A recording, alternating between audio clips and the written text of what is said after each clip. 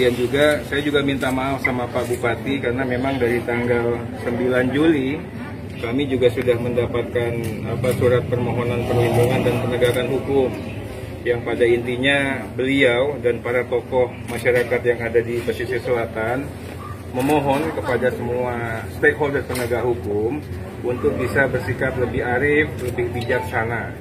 Hukum itu ujung-ujungnya adalah ketertiban umum, ketentraman, kesejahteraan rakyat. Penegakan hukum dan setiap penegak hukum harusnya orientasinya ke sana. Kami memohon betul, kita pahami betul bahwa Pak Bupati, warga masyarakat pesisir selatan, para tokoh agama dan tokoh masyarakat di pesisir selatan ini sangat menghormati putusan pengadilan, termasuk juga putusan kasasi Mahkamah Agung.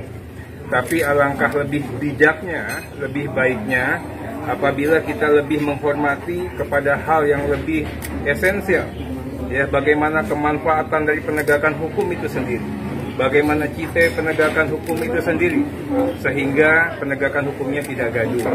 Saya berharap semua pihak bisa menahan diri dan kami juga berharap semua pihak juga bisa bersabar, ya, untuk melakukan, ya, menghormati juga proses hukum yang sedang diajukan dan berlangsung di Mahkamah Agung terkait dengan upaya peninjauan kembali yang diajukan oleh Bapak Bupati kita.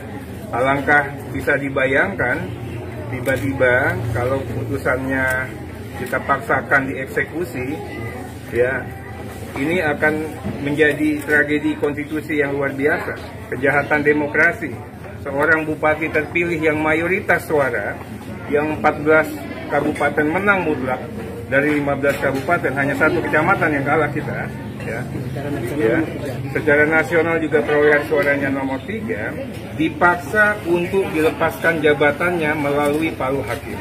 Itu tidak boleh karena suara rakyat adalah suara Tuhan, ya. Penghormatan atas nilai-nilai demokrasi itu merupakan suatu substansi dan esensi daripada hak asasi manusia itu sendiri.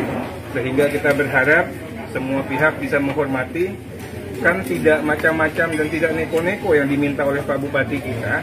Ya, tunggulah putusan PK, ya, apapun putusan PK-nya kita akan hormati. Jadi kita juga minta betul semua aparat penegak hukum ini bisa lebih arif dan bijaksana.